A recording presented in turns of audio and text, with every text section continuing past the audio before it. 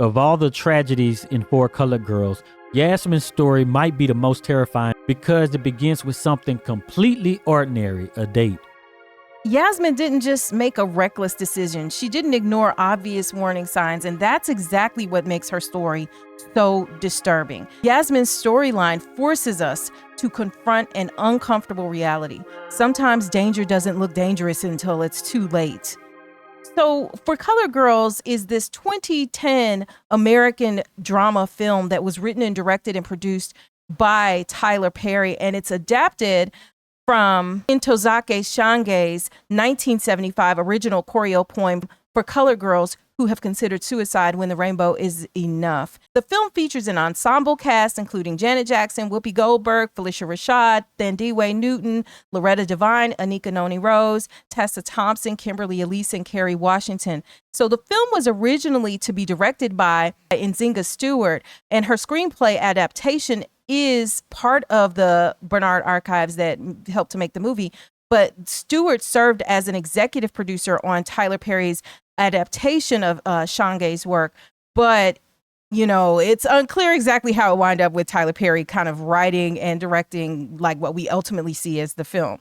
So each woman in the film deals with with a different type of trauma. And we're not going to tackle all of the different stories in For Colored Girls in one single video because it would just be too much. But we're talking about Yasmine's character. Anika Noni Rose's was the actress who played her character. She is the dance teacher, and what happens to her in this movie. We've already done most of the characters, so see the link in the description to our series playlist on For Colored Girls. We've only got a character or two left to go after this. So we are going to spoil this movie because what happens to Yasmine is truly heartbreaking. I'm Heit. And I'm Cheri. And you've discovered Axiom Amnesia.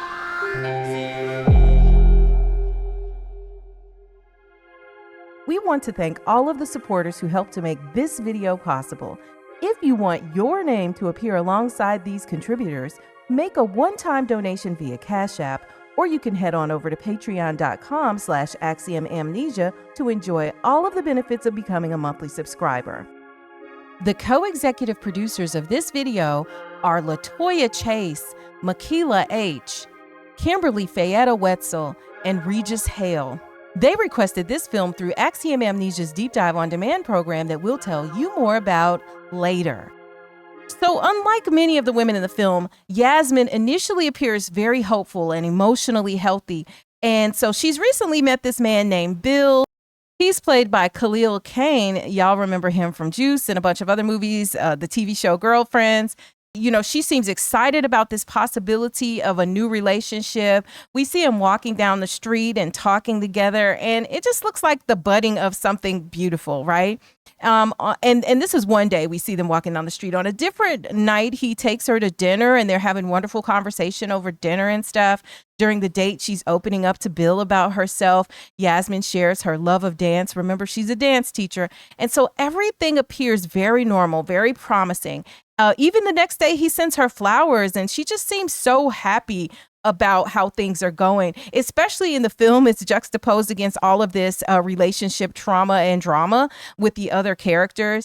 And also, we do see her interacting with some of the other characters. You know, for instance, in her class is Nyla, you know, who we told her story with her mother and all of that goes on with her, you know, is one of her students in the students in Yasmine's class. So the point here is that it's not like she just meets this man and then she just goes out with him and takes him to her house and all of that all fast. She's really taking things slow with Bill. And so, however, after she invites Bill into her home, she's going to have dinner at her house. He suddenly becomes violent and he does the unthinkable. And we want to take a really close look at what happens when she invites him into her home and watch that scene. Hey. Come on in. When Bill first arrives, he's like looking around her place. He's like, nice place and whatnot. Now, we noticed earlier in the film that when he walks her home and, you know, she goes up into her house, he's just kind of looking at her and there's just something a little bit creepy, but, you know, it's easy to dismiss in that moment. But when he comes in, he's like, nice place. He's being all cordial and whatever. What smells so good? Me. Yeah, okay. And she's cooked a nice dinner from scratch or whatnot for him. I'd rather get a hug.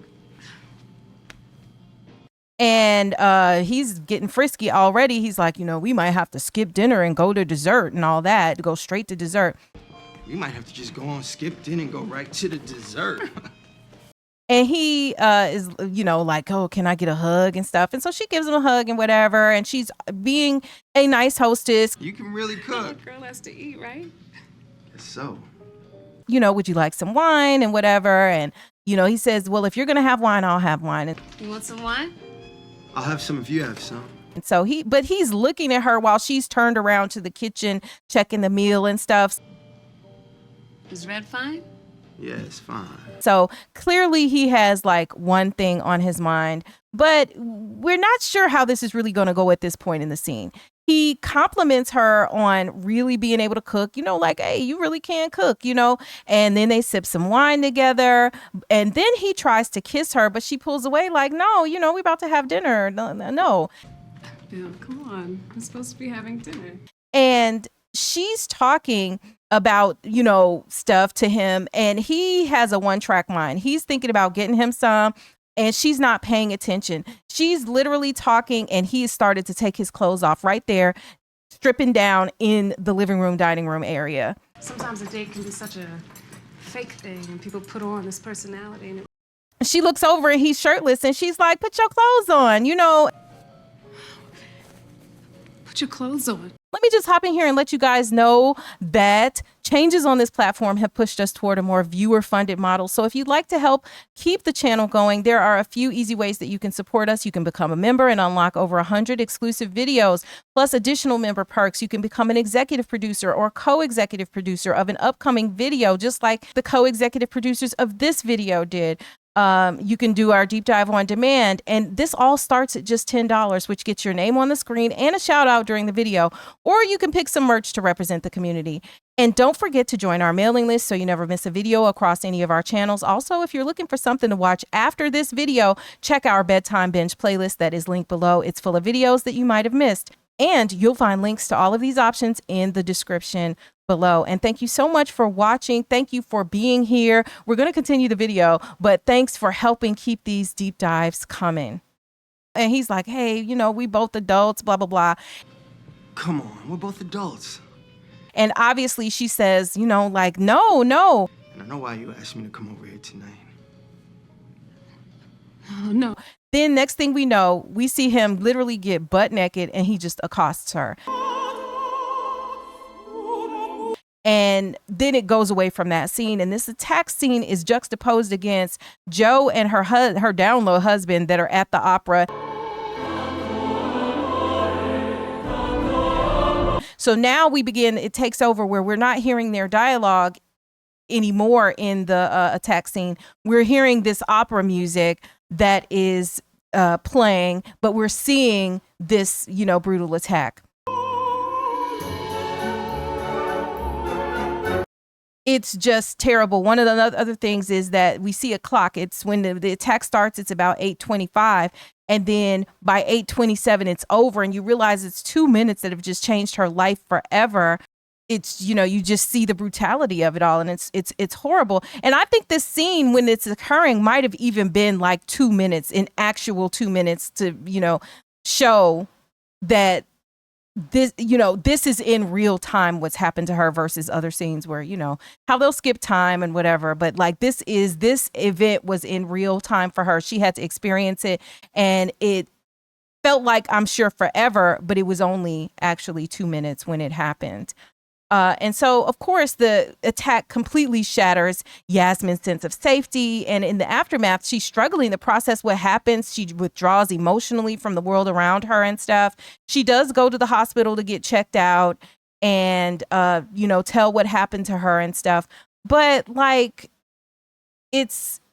everything is just cold. It's crazy. And then her being at the hospital is actually around the same time that we see other members or other characters at the hospital after the two kids are thrown out of the window, and everybody's got problems that lead them to the hospital at this point.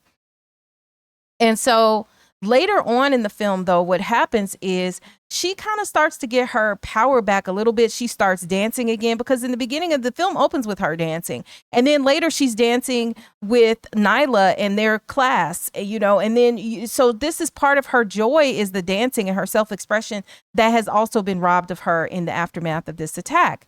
And after that, then Donald, who is he's the detective or the police officer who happens to be the husband of the character that's played by Kerry Washington, he comes and lets her know that, hey, look, Bill has been murdered. The guy who did this to you has been murdered after he assaulted another woman. And so Yasmine visits the morgue and, you know, is looking at his body. And I'm like, oh, when in the world does that ever happen, where you're told something happened to somebody and then you go to the hospital or, you know, you're at the hospital morgue looking at the body of your accuser or whatever. And let's see what happens in that scene. The bastard got what was coming to him. So Yasmine is brave. You know, she is there at the hospital, sees what happens, you know, sees this guy in there. She looks through the window and she's brave. She decides she's going to go in there. She walks in and, you know, in the same time frame, Donald is telling her that basically he violated another woman, but the woman stabbed him to death. And that's why he's dead. He raped a woman and she stabbed him. And Yasmine walks over to his body and she slaps him in his face. And then she walks out. Yeah. I guess so. Yeah. He got killed in the process of doing the same thing to another woman. And yeah. Keep your hands off people. You might not get stabbed. How appropriate given this time frame of it being in June of 2026. So at any rate, you know, she does survive physically. That's the bit of revenge. I guess you could not even revenge. That's her being able to get back at him, I guess. But he's dead, so he doesn't feel that, you know. But it's all she has is just to be able to smack him in the face and walk out. But you know, she survives physically, but the emotional wounds remain visible, you know, for her after this. And of course, we know how the film wraps up. We don't see much more from her except toward the end when you have the party for Nyla when she's getting ready to go away to college. And then they go to the rooftops. She's in that final scene with the rest of the women. And, you know, she's expressing herself on the rooftop. And that's basically the way the film ends. But pretty much her, the rounding out of what happens with her is that the man who did this to her is dead. And she got to smack him, you know, while he laid on the cold slab. So that's what happened. Yeah. So one of the things she said when he showed up was that, you know, she really enjoyed the date, you know, because like some people put on this personality, basically saying that people put on this personality that not actually them, right? And I think that's supposed to conjure up that he is a different person when he comes in and he assaults her in her apartment. But I don't think that's necessarily the case. I think he can be the good person whom she went on a date with, in a sense, right? In that aspect of his personality. But he was going to do what he was going to do. You know what I'm saying? He was going to assault her anyway. Right? But that's still, you could still, because I think we like to think that, oh, one person that does this can't be this other thing when they're all the same person. Just like when it's always like, I never would have thought that this person would do something like that. It's not that they're hiding who they are. Right. They are both of those people. Yeah. Yeah, I mean, they are a monster and also a very charismatic person who might be able to be kind at times. Yeah, they might be kind and bubbly and, you know, all whatever else, you know, that you come across that you see as good. But if they get you behind closed doors, then they going to do something else. And look, it might not even been that if they got you behind closed doors, it's going to happen every time. Right, exactly. You know, it's this unpredictable sort of thing. And I think that's the hard part about it. And, you know, it occurs to me because in the intro, you know, we were like basically that Yasmine did all of the right things. And I certainly don't want to insinuate in any way that that there's a way that somehow it would have been her fault if she had done the wrong things, if her dress was too short, if her whatever. Because, we hear that all the time too. And we've discussed this many times before where, there is blaming the victim for what the victim may have worn or done. But ultimately, the fault is the person who is the violator. But there are, If you are not a member at Axiom.app, Patreon, or YouTube, you are missing out on over 100 exclusive members-only videos, plus other perks like early access to some of the videos and your name listed as a contributor in these videos and more. So join today for as little as $5 a month, and it's a great way to support the channel. The link is in the description. Yeah, there are mitigating things, right? Because even people who agree that, it's not the fault of the victim, they would say things like, that's why I don't let men in my apartment. You know what I'm saying? Yeah. Which could be interpreted as blaming the victims, even though you're saying that you would mitigate these things not happening. And I think she felt like, okay, so here's the thing. If you have somebody who's a predator like that, then he was patient. He was going to wait. Right. So I don't think doing anything, waiting longer was going to help. Because he knew how to wait it out, right? He took her on a date. He enjoyed her. He was walking down the street with her. This wasn't like she was with him at least 3-4 times before she invited him over. Yeah. So why would he do that?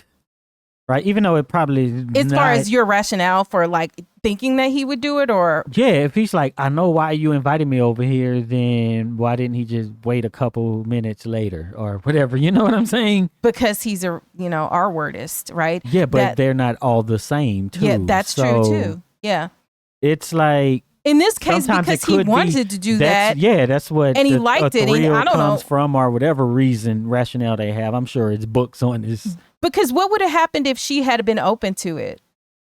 Right? Because he tried to kiss her first. He didn't just do that. He first tries to kiss her and she rejected him. But what if she was like, "Oh, baby, yeah." And then she was willing to just get right on down before dinner, right? What if she was willing to do that?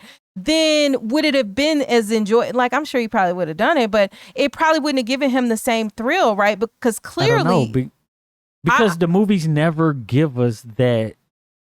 Why he's doing it. Yeah, the introspective of the perpetrator. His inner voice, right? Yeah. But you have whole movies on serial killers and stuff, and they'll go all into their whole psyche. Mm-hmm. But when you just need a so-called villain, in a sense, in some people's movies, then they don't give you any of that. You just have to know that they're bad and the reasons why and stuff. Don't matter. And what they always tell you is that, hey, this is about power. This is, all of that, right? But ultimately what happened to Yasmine would fall under the category of, date violations. The R word is what they would put behind that. And, that is a different sort of thing.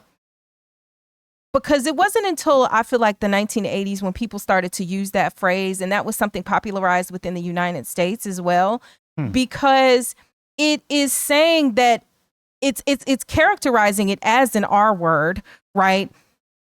And it doesn't mean just people in the alley when you're walking in a dark alley at night, somebody you don't know. And in fact, the statistics are as follows. And again, some of these may be outdated, but just as a general idea. That the prevalence of R-wording among women in the U.S., which meaning the percentage of women who experience this at least one time in their lifetime so far, is in the range of 15 to 20%, with different studies that disagree with one another. So, then they have some studies that are from the 1980s that found that 1 in 4 American women will be the victim of such things in her lifetime, and 84% of those will know their attacker. So the vast majority, it sounds like, are when you know the person. It's not that it's some stranger or whatever. However, only 27% of American women whose assaults met the legal definition of our word think of themselves as victims of that. And only 5% report it. Let's just talk about that. 95% of women, according to this anyway, do not report it. And then we talk about it on college campuses, because I remember, in the 80s, I was a kid. So I'm hearing about this as I'm turning into my young adulthood and in adulthood. And this was something that was very much on the pulse of, you know, kind of the social conscious of the nation at that point was like, hey, be on the lookout. It could be, you know, someone who, you know, and especially you go out on a date with a guy. We saw this in the movie Higher Learning. It happens to one of the characters there in that film. And it, you know, it happens. And it doesn't only happen to women. It can happen to men as well. And, you know, ex-boyfriends or ex-spouses and stuff like that are also many of the perpetrators in terms of it happening. It doesn't have to be on quote unquote an official date. That's just the word that they use to basically mean like somebody who you're around, you know, and perhaps may have a romantic relationship. You might not even have a romantic relationship with that person. And that, you know, and next thing you know, here they are pushing up on you or whatever. And in 2007, an American study found that Black non-Hispanic students in college were the likeliest victims of dating violence, followed by Hispanic students and then white non-Hispanic students. So, you know, this is very pertinent to our community and just something, but I just kind of wanted to bring a little bit of statistics to let you know how prevalent this is, how this happens to a lot of women. And the fact that it's different in this movie where not only did she report it, but they found the person who did it. And ultimately the person, you know, he's dead, but like, what is supposed to be her justice? What does justice look like when something like this happens to you? Because no matter what, you can't roll back the clock on what he did to her. You know, he's dead, but it's like all she has is to be able to slap his body, and she can know that he won't do it to somebody else, but that doesn't change what happened to her. And I think that's the hardest thing about these sorts of things. But if we take a look at the characters and ask, like, who is Yasmine? You know, she in the beginning of that film was very joyous. She was creative. She's an artist. She's passionate and optimistic. Even when she brought that man in her house, you know, she's not thinking something like this is going to happen. You know, she's open to love. You know, it was refreshing in a way that she wasn't one of these, well, you know, I got to make sure that, you know, she doesn't seem pretentious. She just seems like a nice woman who deserves, you know, love and a wonderful guy to be interested in her, you know. And what happens to her is, even if she wasn't nice, it still isn't fair what happened to her.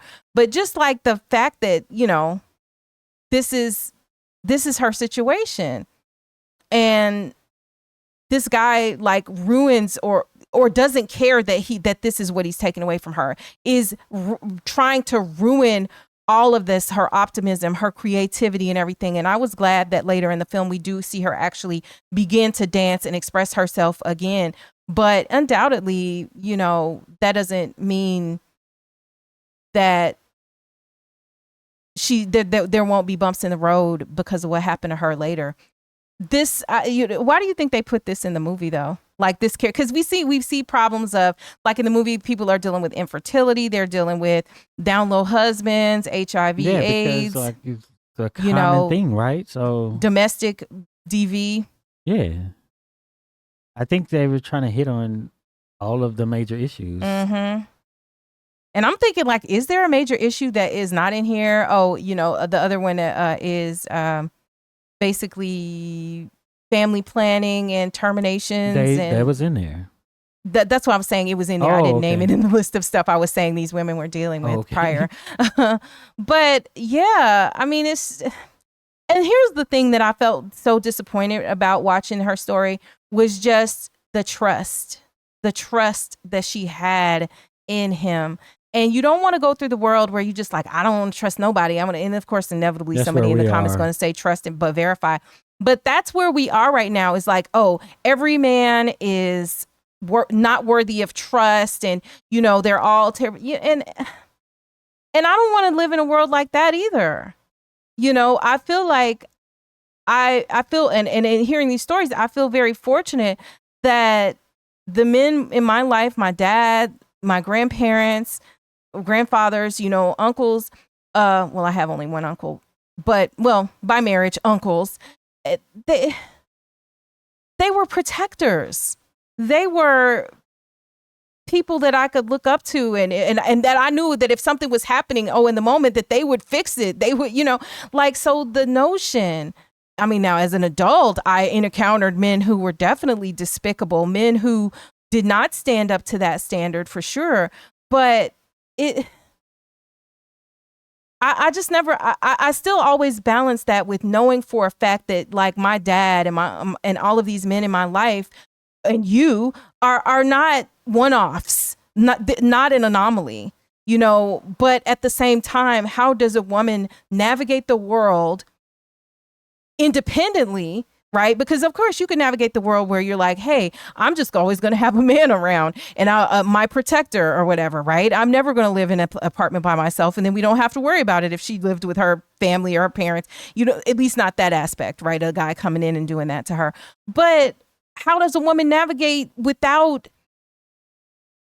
and be trusting and all of the, it's like you want to try to decrease the odds that something will happen. And then unfortunately what that means is men who are honest and upright and decent human beings are often going to be pigeonholed right in the bucket with the trashy men and the predators, But I don't know what the answer is for that.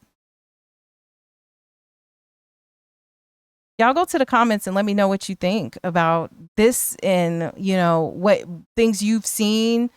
And I mean, I don't know. At this point in my life, I've seen so many different situations happen because I had a friend of mine, this has been like almost 20 years ago now, but I remember she called me up and she said that she thought she said, oh, Cheri, I think I've been R-worded. If you have ever watched one of our deep dives and thought you should cover this movie next, then Deep Dive on Demand is for you. With the sole executive producer credit, you can choose any movie you want for just a $75 contribution. You'll be the sole executive producer on this video. You're going to receive on-screen credit and you're going to get a shout out during the video. Looking for a lower cost option? Then co-executive producer credits start at just $10. Just choose a film from our select list and you'll receive on-screen credit and a shout out along with the other co-executive producers for that video. We also have a couple of limited time bundles available. You can get 3 co-executive producer credits for just $25. That's a $30 value. Or our biggest bundle yet, 1 sole executive producer credit for the movie of your choice. Plus you can choose 3 different videos to be co-executive producer on.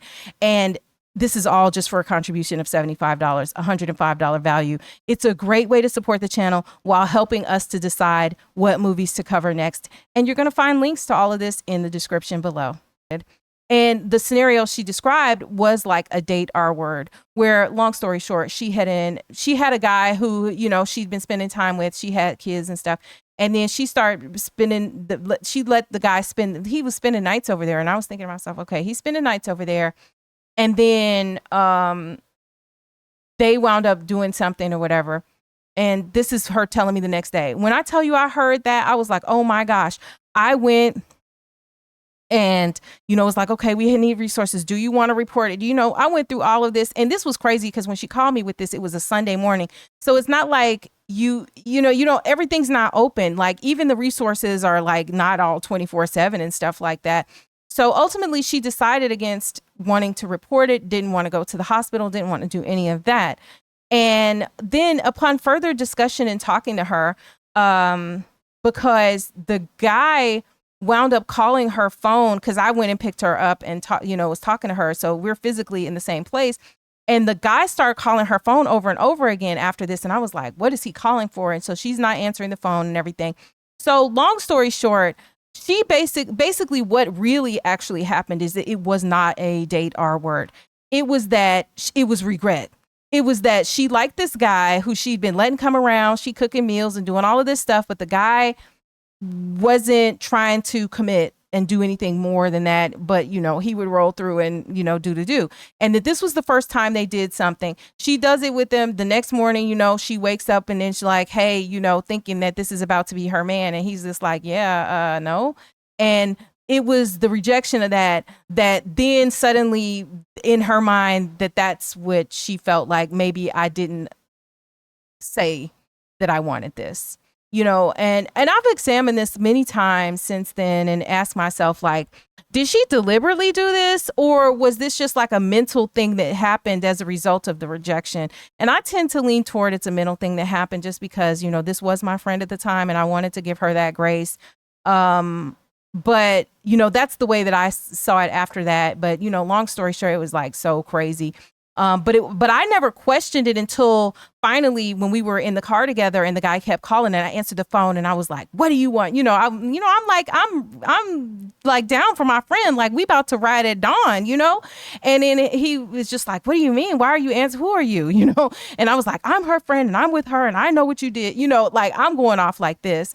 And he was like, what I did? What are you even talking about? And it wasn't until he started to say some stuff with his side that then I kind of came back and I was like, okay, well, tell me again what happened. And then and that's when she said, well, you know, maybe he really didn't do this. And I don't think, you know, so I don't know. But it was just so what I'm saying is that it can be complicated.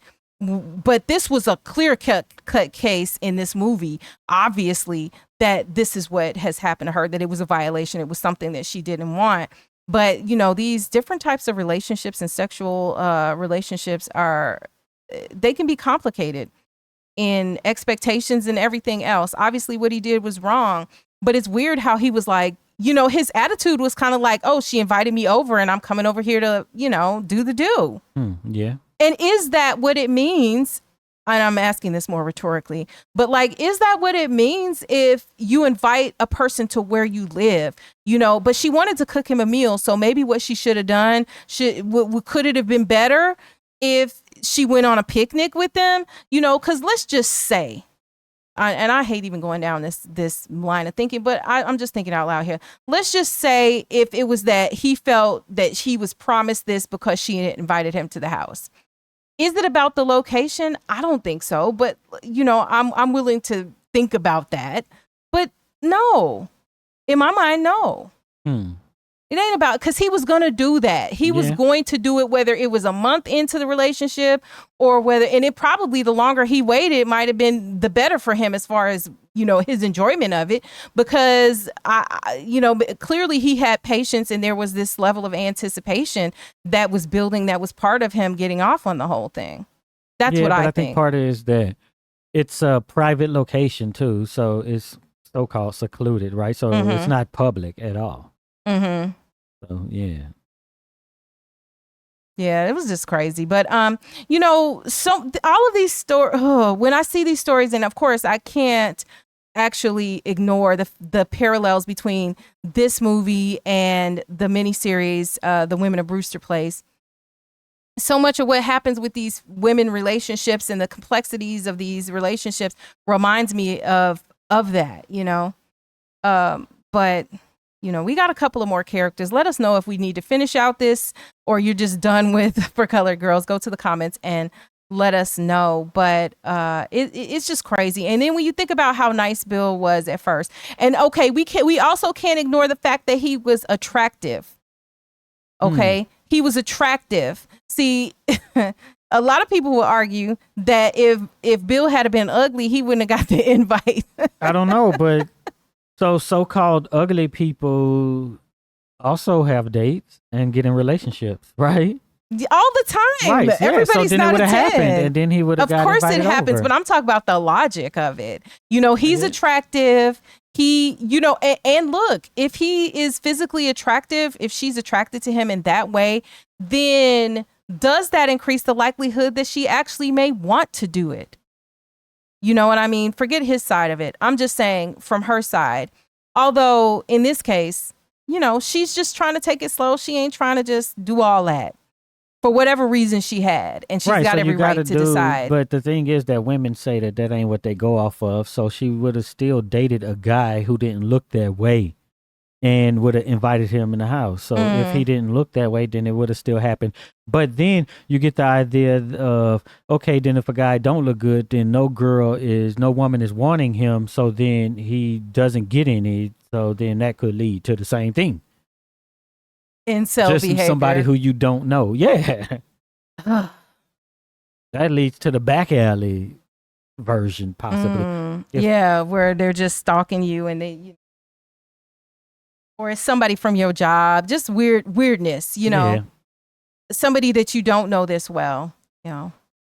But yeah, so I mean, but I just you know, at the last minute I thought about that because, you know, Khalil Kain, attractive man, so that also may be why you trust them more. But this goes into the idea of like the psychology of like sales and marketing, and ultimately when you're dating somebody, that is kind of sales and marketing, right? That is making yourself be what people might want, and you want to put your best foot forward, be the most attractive to them, not just physically, but in all ways. And you're selling yourself to the person, right? I shouldn't say selling, you're marketing yourself to them.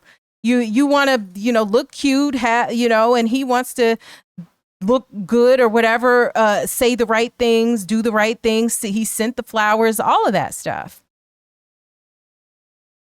You know, and what about the idea, we touched on it earlier, but what about this idea that he could be all these things at once? He could be charismatic, give wonderful conversations, be attractive, you know, take her out to dinner, not skimp on things, appreciate her cooking, and also be an R-wordist and a predator, and ultimately a repugnant and horrible human being all at the same time.